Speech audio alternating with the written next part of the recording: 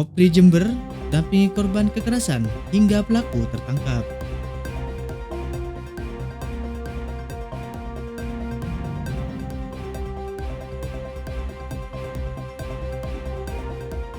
Cuaca ekstrim tak pengaruhi harga bahan hortikultura.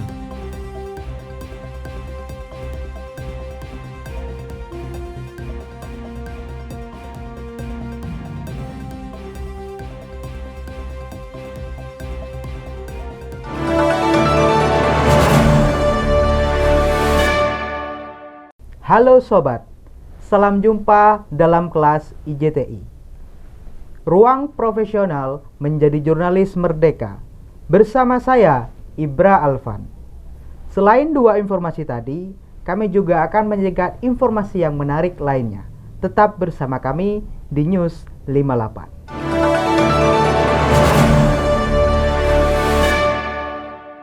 Kekerasan terhadap perempuan di Jember kembali terjadi. Korban mengalami penganiayaan hingga lebam saat berada di rumah seorang diri. Mengetahui hal tersebut, Kopri Jember langsung turun tangan untuk memberikan pendampingan dan mendorong penangkapan terhadap pelaku. Peristiwa penganiayaan ini terjadi pada Selasa pekan lalu, saat korban berada di rumahnya seorang diri, lantaran orang tuanya sedang merantau, sementara adiknya tengah berada di pesantren. Akibat kekerasan tersebut, korban mengalami luka lebam di sejumlah bagian tubuhnya. Setelah 3 hari pasca kejadian, Kopri Jember mendapat aduan langsung dari korban. Saat itu, korban belum mendapatkan pendampingan apapun. Kejadiannya terjadi di pukul 2 pagi. Terus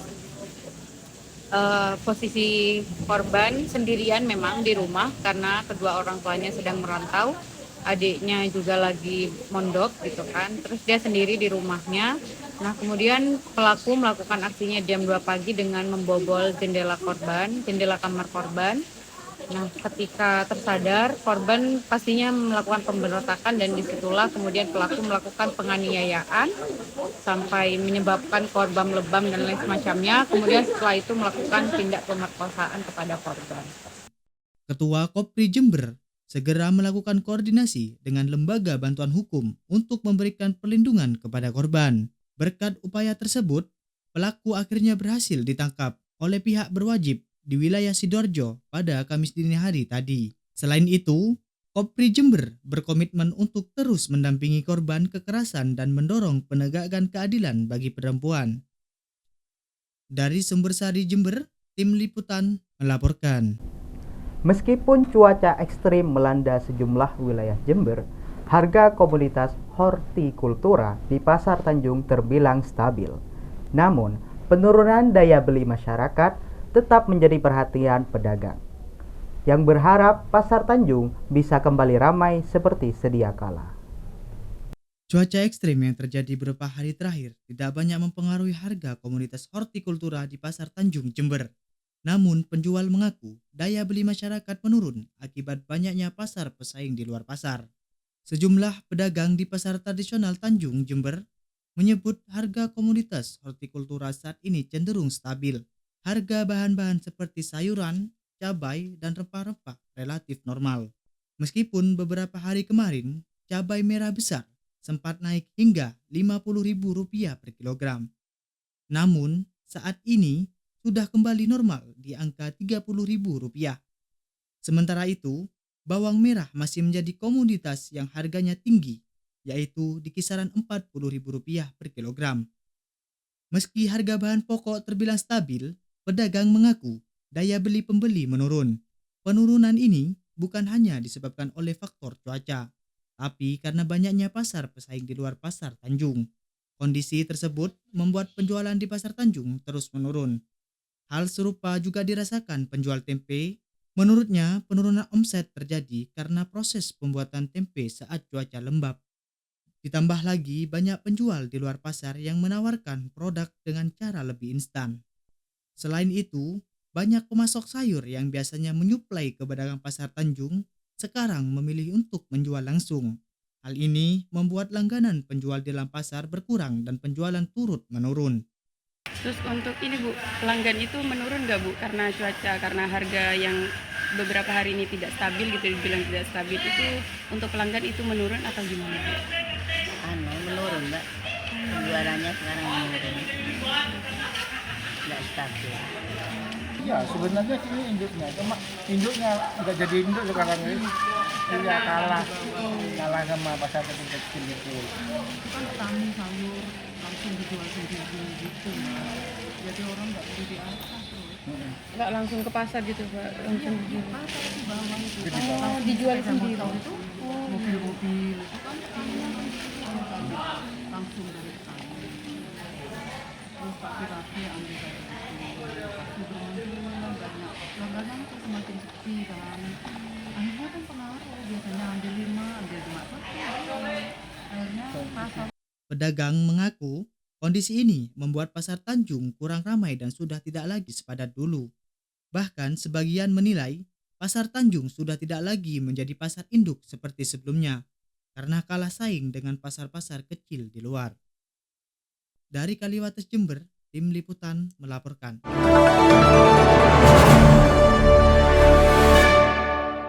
Sesaat lagi kami akan menghadirkan informasi tentang seorang penjual bebek kecil di Jalan Semeru. Tetaplah bersama kami di News 58.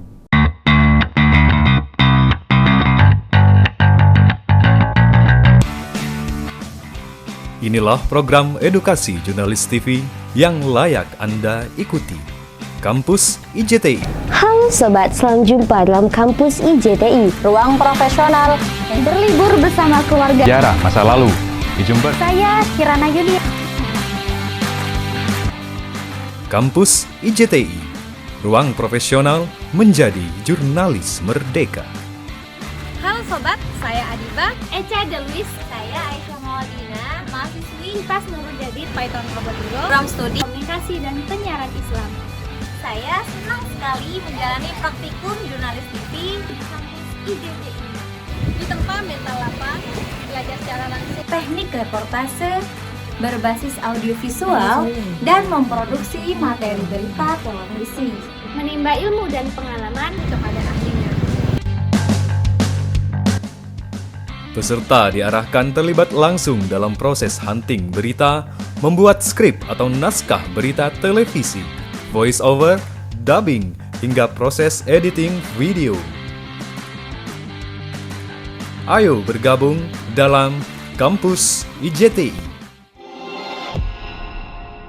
Banyak penjual ayam kecil di pinggir jalan, namun berbeda dengan yang satu ini. Di Jalan Semeru Jember, ada seorang penjual bebek kecil yang sudah 5 tahun menjalani usaha ini. Halo pemirsa, nah kali ini biasanya yang di pinggir jalan itu jualnya ayam warna-warni nih. Nah sekarang ada jual bebek. Penasaran? Yuk ikuti keturannya.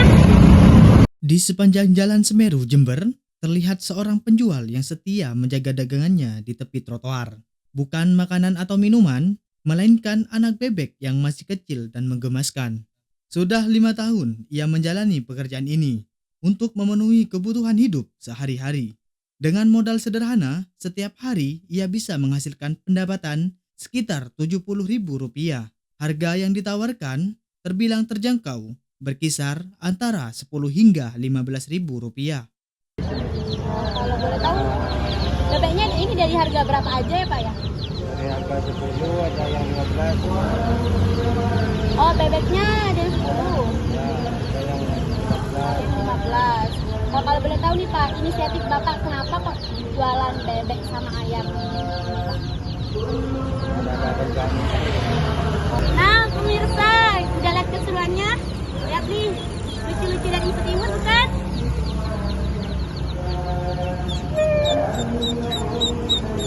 Meski terlihat sederhana, semangatnya untuk terus berusaha tak pernah padam. Yang penting, usaha ini halal dan bermanfaat. Dari Sumbersari Jember, tim liputan melaporkan. Untuk memberikan jaminan kehalalan dalam setiap olahan makanan dan minuman, Java Lotus Hotel Jember resmi meraih sertifikat halal pada tahun 2025. Bagi pelaku usaha khusus di bidang perhotelan, sertifikat ini tak hanya sebagai kewajiban hukum, namun juga sebagai bukti keseriusan dalam melayani pelanggan. Java Lotus Hotel menjadi hotel pertama di wilayah Jember yang berhasil memperoleh sertifikat halal dari Badan Penyelenggara Jaminan Produk Halal atau BPJPH. Keberhasilan ini menjadi komitmen hotel untuk menyajikan produk kuliner yang terjamin kehalalannya. Saat ini, di Indonesia, sertifikat halal telah menjadi kewajiban hukum bagi sejumlah sektor usaha, dengan potensi sanksi administratif jika tidak dipenuhi. Sesuai arahan Presiden Prabowo Subianto, penetapan sertifikat halal dilakukan melalui proses yang cukup panjang, dengan standarisasi yang detail seperti jenis produk, cara pengolahan makanan hingga penyajian. Sertifikat ini mencakup 2 outlet kuliner unggulan di hotel, yaitu Makan Kowe Resto dan Kopi Kowe Cafe, dengan total 293 produk makanan dan minuman yang sudah tersertifikasi halal. Restoran itu seperti apa Pak? Jadi sertifikat halal ini cukup makan waktu dan ketelitian, bekerja sama dengan penyelia, dan juga kemudian setelah sidang fatwa masih ada review produk-produk yang harus direvisi dan dikoreksi. Secara efektif bekerjanya 4 bulan. Mengapa 4 bulan? Karena kita itu harus mengumpulkan nota pembelian sebagai bukti bahwa produk ini kita pergunakan secara konsisten. Buat kami ini bukan hanya regulasi, karena sudah menjadi berita dunia ataupun kebutuhan traveler dunia bahwa halal ini bukan hanya hubungannya dengan makanan dan agama, tetapi kebersihan, higienitas termasuk food handling. Di dunia internasional kita mengenalnya sebagai HACCP, HACCP. Kami mengajukan 300 menu dan yang berhasil lolos tersertifikat dengan label halal adalah 293. Untuk level atau kelas hotel, tentunya Jember adalah kami yang pertama mendapatkan sertifikat halal ini setelah proses selama 1 tahun. Dan untuk pelanggan customer kami, kepercayaannya meningkat karena sudah tidak lagi ada tanda tanya bahwa bertanya lagi apa ini produk yang dipakai halal atau belum. Melalui pencapaian ini, Java Lotus Hotel berhasil membangun kepercayaan publik sekaligus menjadi contoh bagi industri perhotelan lain untuk terus meningkatkan standar kehalalan produknya. Dari Kaliwates Jember, tim liputan melaporkan.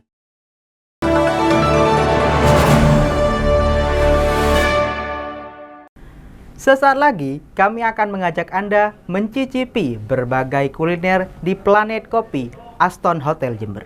Tetaplah bersama kami di News 58. Program Studi Komunikasi dan Penyiaran Islam berdiri di bawah Fakultas Agama Islam Universitas Nurul Jadid. Sejak tahun 1996, Prodi Komunikasi dan Penyiaran Islam merupakan prodi yang mengintegrasikan ilmu komunikasi dengan dasar keislaman yang merujuk pada trilogi dan panca kesadaran Pondok Pesantren Nurul Jadid.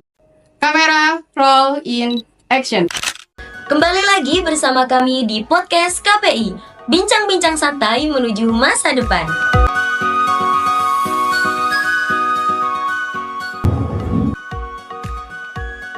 Intinya, isu yang teman-teman bawa harus mengandung proximity dan magnitude. Paham? Saya mengambil isu ini karena menurut saya hal tersebut mempunyai dampak yang cukup signifikan.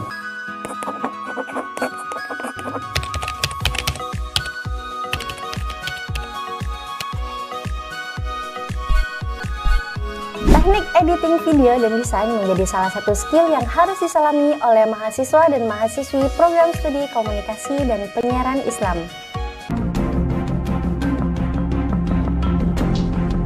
Menyusun skenario, menjadi sutradara dan aktor film memanglah bukan hal yang mudah.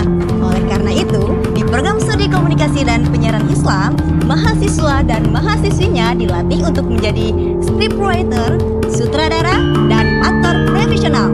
Kamera standby. Program kamu mau kemana? Mau daftar kuliah di Universitas Sarjana. Program studi apa? Prodi Komunikasi dan Penyiaran Islam. Ayo kita bareng-bareng. Yuk.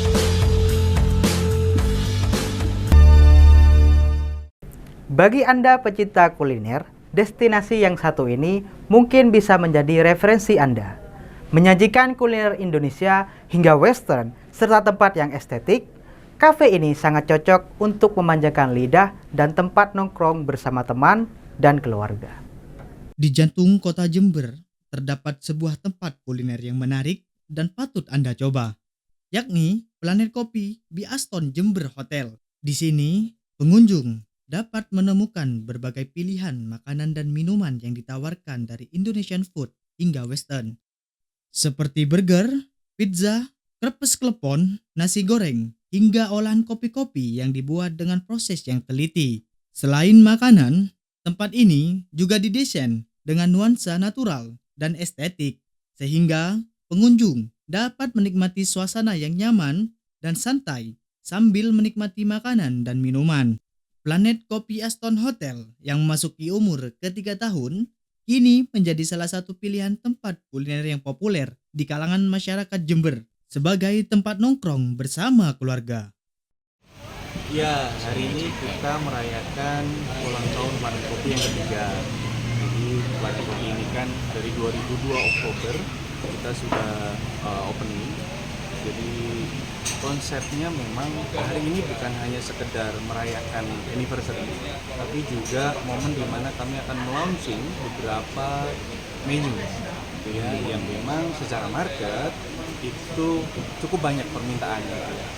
Kebetulan akhir-akhir ini memang tamu-tamu kami cukup banyak yang dari luar negeri, foreigner gitu, baik dari Cina maupun beberapa dari Eropa. Nah, sehingga kami ada penambahan beberapa menu khususnya western.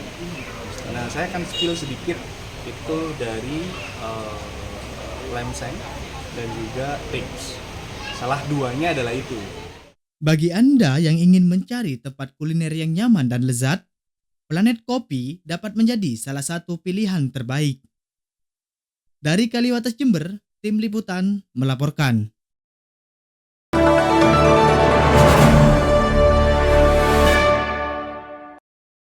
Budidaya ikan koi kini tak hanya menjadi hobi yang menenangkan, tetapi juga peluang bisnis yang menjanjikan. Dengan perawatan yang tepat dan pasar yang terus berkembang, banyak masyarakat berhasil meraup keuntungan dari keindahan ikan asal Jepang ini. Tim kami telah meninjau langsung salah satu lokasi budidaya koi yang sukses di daerah setempat. Berikut liputannya. Pemirsa, siapa sangka keindahan ikan koi bukan hanya sekedar memanjakan mata, tetapi juga menjadi peluang usaha yang menjanjikan. Di tengah banyaknya minat masyarakat terhadap ikan hias, budidaya ikan koi ini menjadi usaha yang paling diminati. Saya, Isnani Wahyuni, akan mengajak Anda mengenal lebih dekat bagaimana proses ikan koi ini dilakukan. Selain itu, kita juga akan bertemu dengan Bapak Nur Salim dan belajar bersama tentang budidaya ikan koi ini.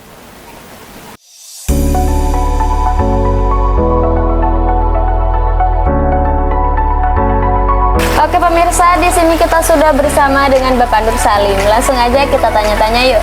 Selamat siang Bapak. Selamat siang.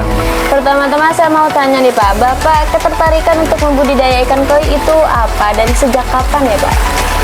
Kalau tertarik ikan koi sejak tahun 2018 itu karena memang sudah senang ikan hias ya sebelumnya.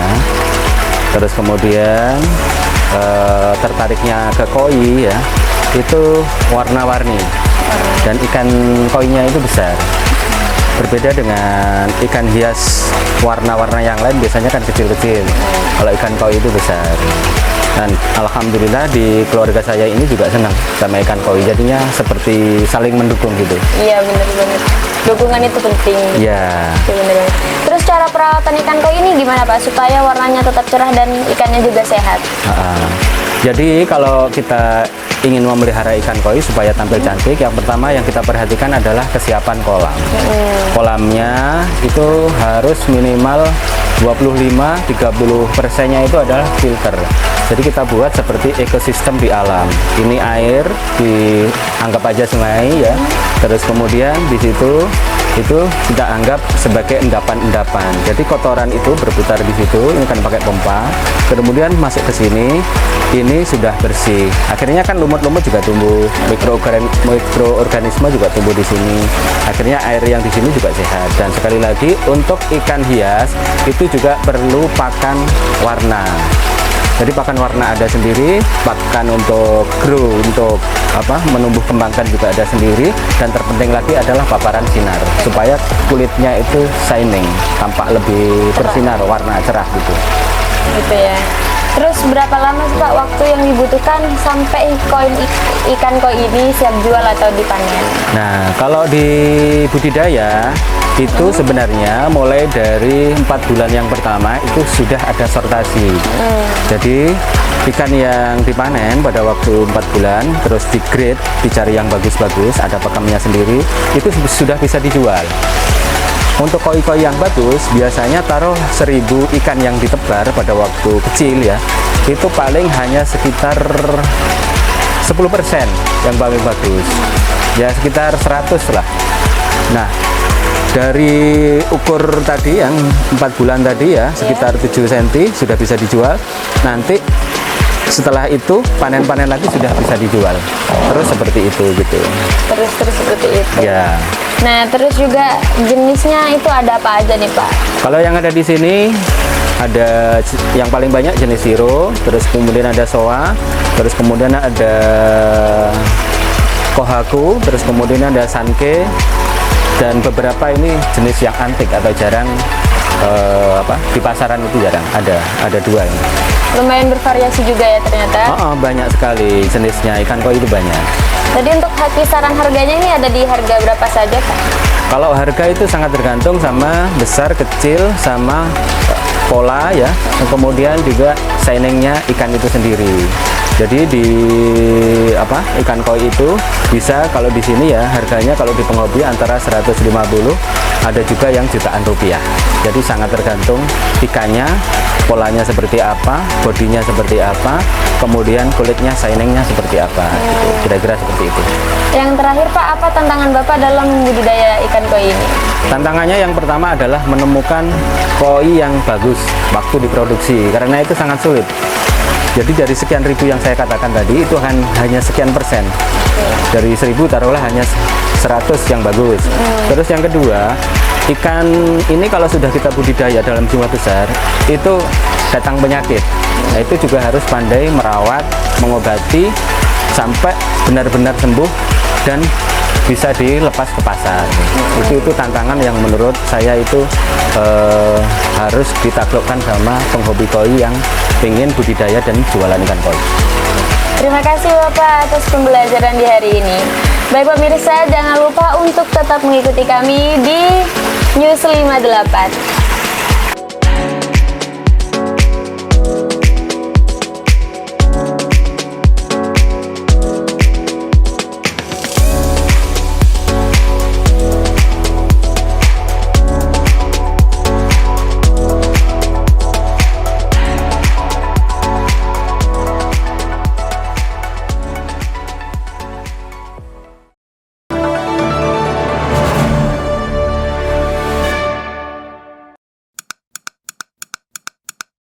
Kasus kekerasan seksual yang sempat mengundang reaksi publik di Jember karena lambannya penanganan oleh Polsek Balung mendapat sorotan dari Korp PMI Putri Cabang Jember. Polisi baru berhasil menangkap pelaku setelah kasus ini mencuat jadi sorotan publik. Berdasarkan yang kami himpun ketika kami melakukan pendampingan bersama korban, jadi kejadiannya terjadi di pukul 2 pagi. Itu terus posisi korban sendirian memang di rumah karena kedua orang tuanya sedang merantau, adiknya juga lagi mondok gitu kan, terus dia sendiri di rumahnya. Nah kemudian pelaku melakukan aksinya jam 2 pagi dengan membobol jendela korban, jendela kamar korban, Nah, ketika tersadar, korban pastinya melakukan pemberontakan dan disitulah kemudian pelaku melakukan penganiayaan sampai menyebabkan korban lebam dan lain semacamnya. Kemudian setelah itu melakukan tindak pemerkosaan kepada korban. Ya, kami melakukan advokasi karena memang sifatnya kita ketika ada aduan pasti akan langsung melakukan pendampingan. Kami mendapatkan aduan H+3 setelah korban melakukan laporan ke polsek setempat yaitu Polsek Balung. Kemudian kami ke sana dan kami menelisik ternyata di sana juga belum ada pendampingan hukum sehingga kami mengoneksikan dengan LBH yang ada. Kebetulan di lembaga kami ada LBH IKPMI sehingga hari ini korban didampingi oleh LBH IKPMI. Selain itu kami juga kemudian melakukan beberapa upaya agar kasus ini mendapatkan atensi dari khususnya Polres Jember dan kami akhirnya melakukan audiensi kemarin pada hari Senin ya, pada hari Selasa kami melakukan audiensi dan hari ini kasus sudah di take over oleh kepolisian Polres Jember. Alhamdulillah pelaku juga sudah ditangkap. Ya, kami memang berupaya untuk mendorong agar kasus ini bisa kemudian segera dituntaskan gitu. Artinya korban mendapatkan keadilan, pelaku segera ditangkap dan korban juga dipenuhi hak-haknya, baik itu hak secara pemeriksaan kesehatan, hak secara pendampingan psikologi dan lain semacamnya. Ya, memang berdasarkan data yang kami himpun, berdasarkan cerita dari pihak keluarga juga, setelah adanya kejadian tersebut, korban kemudian melakukan pelaporan dan juga berharap bahwa KD sebagai tempat korban untuk mengadu, di situ malah memberikan jalan tengah solusi yang kemudian kurang solutif yaitu untuk korban ini menikah dengan pelaku.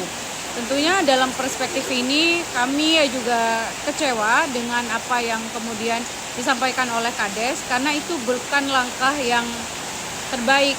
Bayangkan saja ketika korban mengalami traumatis dan harus hidup dengan pelaku yang melakukan kekerasan sehingga hal ini juga menjadi bagian dari atensi kami yang kemudian kami mencoba berkomunikasi dengan beberapa pihak sehingga juga ada dari Ombudsman Jatim yang kemudian melakukan pemeriksaan kepada kepala desa. Ya betul, bahwa kekerasan bisa terjadi kepada siapapun, dimanapun dan kapanpun. Ini terjadi di rumah yang bisa jadi ini ruang aman, kemudian terjadi juga di jam 3 dini hari begitu kan, dan ini merupakan tentunya bagi kita peringatan bahwa kita harus benar-benar menjaga diri sebaik-baiknya. Di lain sisi juga kita berharap dengan adanya kasus ini menjadi contoh ke depan untuk penegakan hukum agar lebih responsif, tanggap dan benar-benar berperspektif gender. Tak terasa telah 30 menit saya menemani Anda menjadi jurnalis profesional, memperkuat kemerdekaan pers, berkontribusi untuk negeri. Sampai jumpa pada episode berikutnya. Saya Ibra Alvan bersama kru yang bertugas pamit undur diri.